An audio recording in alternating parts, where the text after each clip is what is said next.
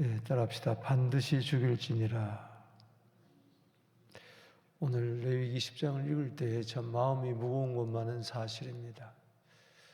저주, 죄, 벌, 돌로 치는 거 끊어진다. 특별히 이 가운데서 계속 반복되어 나오는 말이 있습니다. 반드시 죽이라. 반드시 죽일지니라. 이 9번이나 등장하고 있어요. 27절 가운데 2절부터 시작해서 27절에 계속해서 9번이나 등장하고 있습니다. 적은 숫자가 아니죠. 그만큼 강조하고 있다는 겁니다.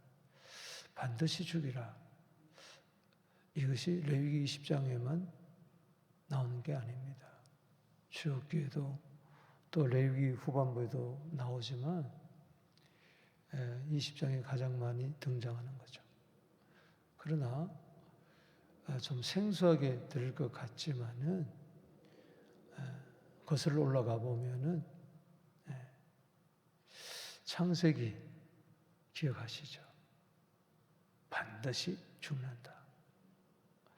우리 창세기 2장 17절에 선악을 알게 하는 나무의 열매는 먹지 마라. 네가 먹는 날에는 반드시 죽으리라. 똑같은 이야기입니다. 그러니까는 미리 경고를 했어요. 반드시 죽는다. 그러나 아담과 하와는 먹지 말라는, 먹으라는 생명나무는 먹지 않고 먹지 말라는 선악을 알게 하는 나무를 먹음으로 죽고 말았습니다. 그렇기 때문에 모든 죄는 반드시 죽어야 할, 죽임 당해야 할 심판이에요. 여기 그 누구도 벗어날 수가 없습니다. 여기 20장에 반드시 죽이라, 죽이라, 죽이라 9번이 등장하니까 이럴 수가 있느냐? 여러분, 정말 그럴 수가 없죠. 하나님이 창조했는데 하나님의 형상으로 그 거룩한 형상이 깨어져 버리고 마니까 심판을 받을 수밖에 없다는 것입니다. 여기 나도 예외가 있을 수가 없어요. 그 욕심이 잉태한 즉, 야고보서 1장 15절에 욕심이 잉태한 즉 죄를 낳고 죄가 장성한 즉 사망을 낳느니라 그랬어요. 보암직하고 모범직하고 탐스러운 것,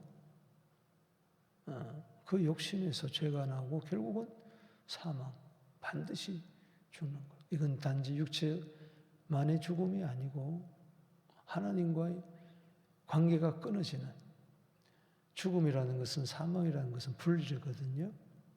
가장 근본적인 죄는 뭐냐? 하나님과의 분리예요. 그래서 하나님과 떠나 사는 거야. 죄를 지어서 죄인이 아니라 죄인이기 때문에 이제 죄를 짓고 마는 겁니다. 그래서 오늘 본문을 보면서 반드시 죽일지니라. 죄값은 사망이구나.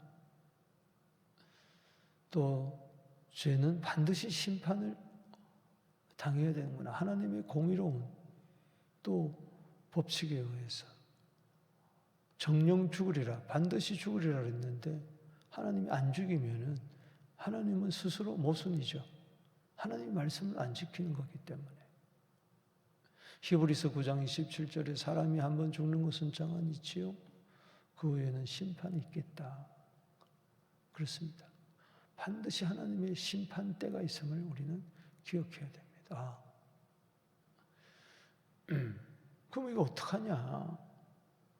가만히 보니 내가 죄인인데 나 심판받아야 되는데 이 세상이 중요한 게 아니에요. 죽은 다음에 심판이에요. 영원한 형벌이에요. 여기서 벗어날 자가 누가 있겠습니까? 이걸 모르니까 하나님을 떠나 계속 죄 가운데 머무는 거예요. 그런데 나는 깨달았어요. 나는 죄인이야. 심판받아야 할 죄인이야. 그럼 어떡하지? 그래서 오늘 레위기 20장을 통해서 나도 반드시 죽어야 할 죄인데 동일한 이 죄는 아니지라 할지라도 다 거기가 거긴 겁니다. 난 어떡하냐. 그래서 메시아를 대망하게 하는 겁니다. 출기 10장을 통해서 주님 나 반드시 죽어야 되는데 반드시 살 수 있도록 주님 나 좀 도와주세요. 심판받지 않고 사망에서 생명으로 옮겨가도록 그래서 하나님의 아들 예수 그리스도를 믿어야 되는 거예요. 요한복음 5장 24절에 내 말을 듣고 또 나 보내신 이를 믿는 자는 영생을 얻었구나. 심판에 이르지 아니한다. 사망에서 생명으로 옮겼느니라. 할렐루야. 그래서 다른 길이 없어요. 예수님이 대신 반드시 죽어야 할 이 죄를 짊어지시고 십자가에 돌아가신 거예요. 율법은 오늘 정죄하고 있습니다. 율법의 기능은 정죄의 기능이니까. 그러나 복음은 이 모든 정죄에서 우리를 해방시켜 주신 줄로 믿습니다. 그리스도 예수 아는 자는 결코 정죄함이 없나니 죄와 사망의 법에서 너희를 해방하였습니다. 로마서 8장을 믿습니까? 예수님이 괜히 십자가에 죽고 괜히 부활한 게 아니란 말이에요.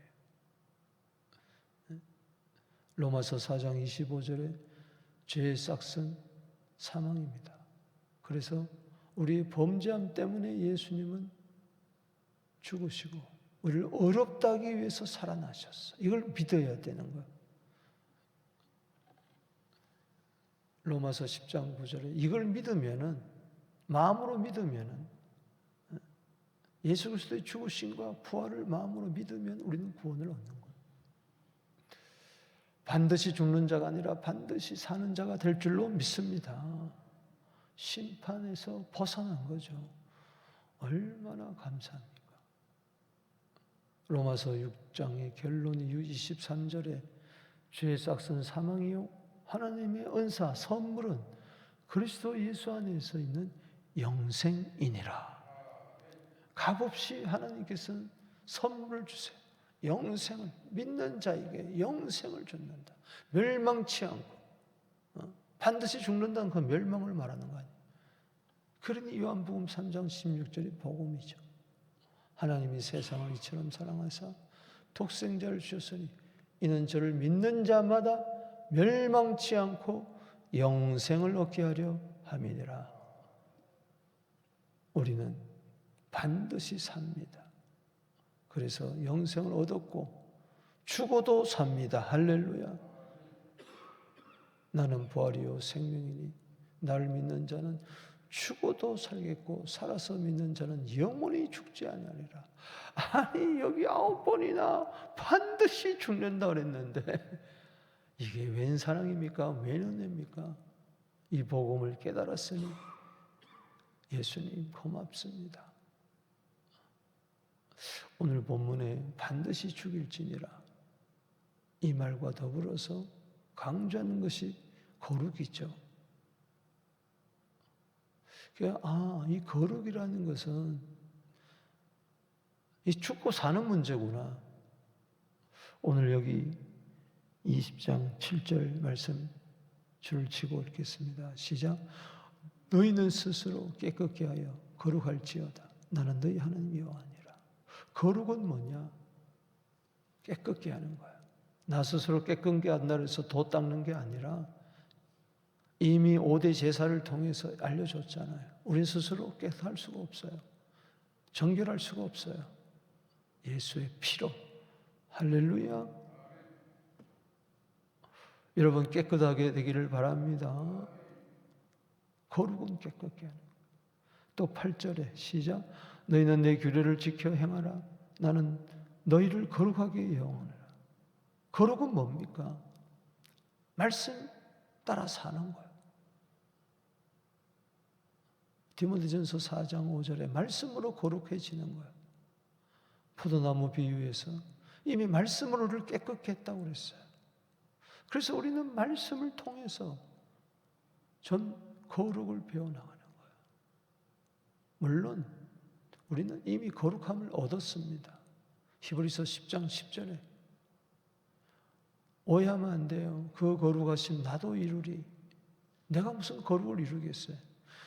이미 히브리서 10장 10절에 거룩을 선물로 받았기 때문에 이 거룩을 드러내는 것을 말하는 거예요. 나타내는 거예요.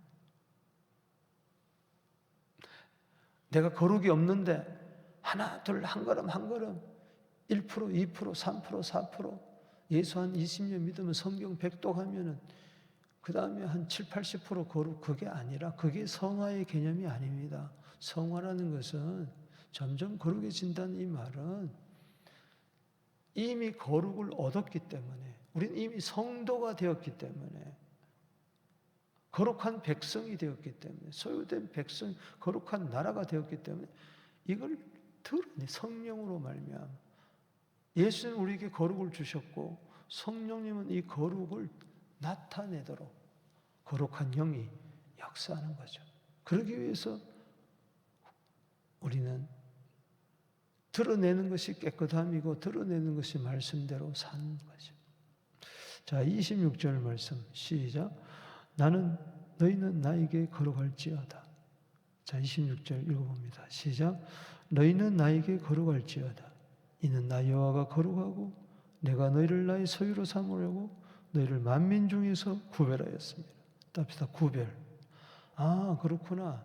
7절에는 깨끗한 것, 이게 거룩이고 8절에 말씀대로 사는 자체가 거룩이고 그리고 26절은 구별되는 것이 거룩이구나. 아멘. 네. 그래야 이미 나에게 주어진 영생의 선물, 이 거룩의 선물을 온전히 드러낼 수 있다. 그래서 나는 거룩을 드러내면서 봐라! 나는 반드시 죽어야 할 사람인데 이렇게 멀쩡하게 살아서 하나님으로과 생명의 관계를 맺고 나는 죽으면 영생을 얻었기 때문에 천국에 들어가고 그리고 한 줌의 흙으로 간 이 육체도 그리스도의 부활 낮은 몸이 그리스도의 몸의 영광의 형체와 같이 다시 살아날 것이다. 이게 거룩이다. 이렇게 보여주는 거죠. 오늘 반드시 죽일지니라 여기 소망이 있는 거예요. 여기 내 인생에 진실이 있고 해답이 있는 것이. 출애굽기 19장과 거의 유사한 것이 출애굽기 18장과 거의 유사한 것이 20장입니다. 18장에도 많이 나오고. 근데 그 죄가 동일한 죄가 거기는 죄에 대한 목록을 이야기했다면 여기는 그 죄에 대한 심판을 묻겠다는 겁니다. 그렇기 때문에 모든 사람은 죄인이고 모든 사람은 심판 아래 있지만 결국은 예수 때문에 하나님은 구원의 길을 제시해 놓았다고. 반드시 죽어야 할 이 죄가 예수님 대신 십자가에 달리지 않았느냐. 그래서 예수님이 산 것처럼 우리도 다시 살아났다. 재창조가 되었다. 오늘 반드시 죽일지니라 그와 더불어 거룩을 새 말씀을 주면서 거룩에 대해서 오늘 전체적으로 조망해 볼 수 있는 은혜를 주십니다. 거룩이 뭐냐? 다시 한번 제 정의를 내리기를 원합니다. 세 부분으로 나눕니다. 1절에서 5절은 따라합시다. 거룩은 생명을 귀중히 여기는 것이다. 그게 죽음의 사망의 반대가 뭡니까? 생명입니다. 그래서 여기 1절 5절에 몰렉에게 자녀에게 바치는 자는 반드시 죽이라. 이건 생명의 귀중성을 강조하기 위함입니다. 아니 하나님이 선물로 준 자녀를 예배라는 명목으로 몰렉이라는 신에다가 갖다 바친다는 것이죠. 이건 생명을 파괴하는 거예요. 거룩의 반대는 뭐냐? 생명을 파괴하는 거예요. 그래서 생명을 존중히 여기라. 그래서 성소를 더럽히고 하나님을 모독케 하는, 생명의 하나님을 모독케 하는, 하나님은 생명입니다. 자식을 파괴하는 거예요. 자식을 누가 주셨어요? 그 자식의 생명을 누가 주관해야 됩니까? 하나님인데. 그러나 몰래게다가 복 받으려고 제사란 예배라는 명목으로 갖다 바친다. 여러분 레위기 17장 11절에 생명은 피에 있다 그랬어요. 여러분 피 누가 주셨습니까? 때문에 거룩은 뭐냐? 생명을 귀하게 여긴다. 거룩한 생명을 얻었습니다. 우리도 남의 생명을, 자식의 생명을, 타인의 생명을 귀하게 여기고, 무엇보다도 생명 중의 생명은 하나님의 생명이고 영생인 줄로 믿습니다. 그 다음에 6절에서 8절은 거룩이라는 것은 하나님 한 분만을 의지하는 것을 말하는 거예요. 따라합시다. 거룩은 하나님 한 분만을 의지하는 거다. 그게 6절에서 8절이에요. 접신한 자, 박수무당, 이걸 진노한다. 백성 중에 끊어버린다. 왜냐? 그러면서 거룩을 이야기하고 있어요. 거룩은 뭡니까? 왜 박수무당 접신자를 이야기합니까? 점치고 기륭하복을 가서 구술하고 왜 그렇습니까? 하나님 한 분만으로는 충분하지 않다는 거죠. 하나님을 모르니까 전능하신 하나님, 지혜로우신 하나님, 여호와이레 하나님 모든 것을 다 아시고 다 준비해 놓으시고, 이 하나님을 모르니까 불안한 거예요. 이사 가려고 해도 불안하고, 날 받아야 되고, 결혼 날짜도 받아야 되고, 사업 운수도 원래 물어봐야 되고, 아마 1월 달에 점집 난리 날 거예요. 어마어마한 돈을 벌 거예요. 그거 왜 그럽니까? 왜 300만 원짜리 구슬 합니까?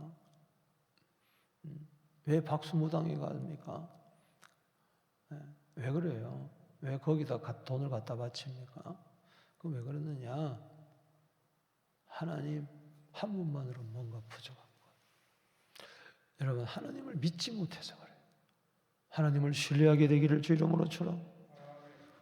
올 한 해 박수무당 찾아가지 마세요. 중국 레스토랑에 가면은 뭐 줘요? 포춘 과자 주잖아요. 절대 먹으면 안 됩니다. 그거 그 과자 뜯어가지고 그 안에 뭐 반드시 뭐가 있어. 종이 하나 쭉 나옵니다. 원래 운세가 나와요. 큰일 납니다. 악은 모양이라도 버리라고 그랬어요. 하나님이 제일 싫어하는 거예요. 한 번 더 강조하고 있잖아요. 여기 27절 읽어봅시다. 시작. 남자나 여자 접신하거나 박수무당이 되거든 반드시 죽일지라. 돌로 쳐 죽이라. 피가 자기들에게 돌아가리라. 한 수 더 떠가지고 자기 자신이 박수무당이 돼. 아, 신 내렸다. 이거 참 안 되는. 무당들이 다 예수께 돌아올지어다. 할렐루야. 그게 왜 그러느냐? 미래를 알고 싶은 거예요. 여러분, 나의 미래가 하나님 손에 다 달려 있습니다. 아멘. 잠언 3장 6절에 범사의 여호와를 인정하라. 따라합시다. 범사의 여호와를 인정하라. 그가 내 모든 길을 지도하시리라. 할렐루야. 아멘. 내 길을 여호와께 맡기라. 그러면 저가 이루시고 내 공의를 정오의 햇빛처럼 빛나게 해줄 것이니라. 염려가 있고 문제가 있을 때 이거 어떻게 될 거냐? 사람은 연약해가지고 박수무당을 의지하는 거죠. 어려울수록 하나님을 더욱더 의지하게 되기를. 그게 거룩이라는 거예요. 거룩. 그 다음에 9절에서 27절은 따라합시다. 거룩은 창조 질서를 지키는 거다. 아멘. 여러분, 거룩이 깨졌다는 것은 하나님이 원래 만드신 창조의 목적대로 살지 않는 거예요. 무질서해진 거예요. 그게 바로 가족 간의 관계, 성의 질서입니다. 가족의 질서, 성 질서가 무너진 거죠.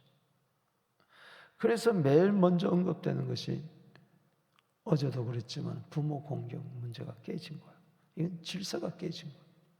9절에 만일 누구든지 자기 아버지나 어머니를 저주하는 자는 반드시 죽이라. 그가 자기 아버지 어머니를 저주했은즉 그의 피가 자기에게 돌아가리라. 부모를 공경하라 그랬는데 5계명에 오히려 저주를 해요. 이거는 부자 관계에 하나님이 원래 만드신 창조의 질서를 깨트려 버린 거예요. 성의 질서를 계속해서 그 이하에 말을 하고 있어요. 그래서 근친상간, 문란한 성생활, 심지어는 남자도 여자도 짐승하고도 관계를 가지는 수관, 이거 반드시 죽어야 할 죄죠. 그래서 반드시 죽이라, 반드시 죽이라. 질서를 무너뜨리면은 그 사람의 개인의 삶도 무너지고 가정도 무너지고 사회 공동체가 무너지기 때문에 그렇습니다. 왜 이것을 이렇게 엄히 경고하느냐? 이제 저들은 요단강을 건너 가나안에 들어가야 됩니다. 이제 가나안 칠족속을 왜 쫓아내느냐? 그들을 통해서 이스라엘 거룩한 백성을 통해서 저들을 심판하는 거죠. 왜? 그들이 이 모든 풍속, 더러운 풍속, 반드시 죽어야 할 이제 가정이 깨지고 성이 문란해지고 질서가 다 깨지는 이 가나안 풍속, 너희들이 쫓아내야 되는데 오히려 본받으면 안 된다. 그래서 여기 22절, 23절 읽어봅시다. 시작. 너희는 나의 모든 규례와 법도를 지켜행하라. 그리하여 내가 너희를 인도하여 거주하게 한 땅이 너희를 토하여 내지 아니하리라. 23절 시작. 너희는 내가 너희 앞에서 쫓아내는 족속의 가나안 7족속의 풍속을 따르지 마라. 따릅시다. 풍속을 따르지 마라. 그들이 이 모든 일을 행함으로 내가 그 너희를 가증하게 여겼노라. 가나안의 풍속은 오늘날 에베소 2장 2절의 세상 풍속입니다. 하나님 없는 문화, 젊은이들이 거기에 열광하고 있어요. 우리가 조심해야 돼. 우리 자녀들 가나안 풍속, 이 세상 풍속 따르지 아니하도록. 그러면 토해버린다 그랬어요. 백성 중에 끊어진다 그랬어요. 그렇기 때문에 세속화, 이게 가장 문제입니다. 하나님의 백성들이 하나님도 섬기고 세상도 섬기는, 그러면 안 된다는 거죠. 그래서 이 가나안 풍속은 창조 질서를 파괴하는 문화니까 여기서부터 빠져나와라. 구별되어서 살아라. 그들에게 오히려 선한 영향력을 주려면은 구별되게 살아야 되지 않겠느냐. 그래서 거룩은 구별이라는 겁니다. 24절, 25절, 26절 계속해서 구별을 이야기하는 이유가 그거예요. 24절에 내가 적과 꿀이 흐르는 땅을 너희에게 주어 유업으로 삼게 하리니 나는 너희를 만민 중에서 구별한 너희의 하나님 여호와니라.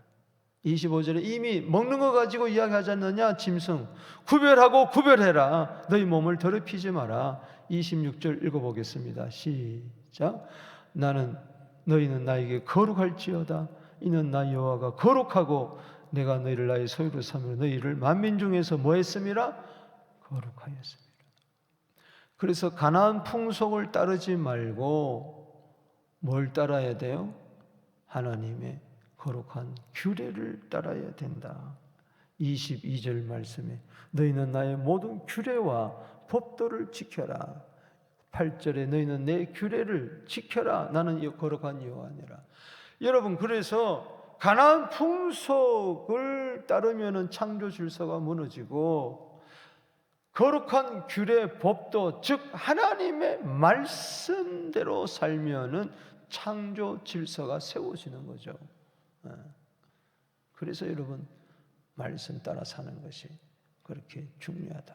그래서 예수님께서는 이 세상에 오셔서 세상의 모든 죄를 짊어지고 가는 어린 양으로 되어서 하나님의 말씀에 순종하여서 거룩을 이루었습니다. 십자가를 통해서 거룩을 이루고 그 거룩을 우리에게 선물로 주신 줄로 믿습니다.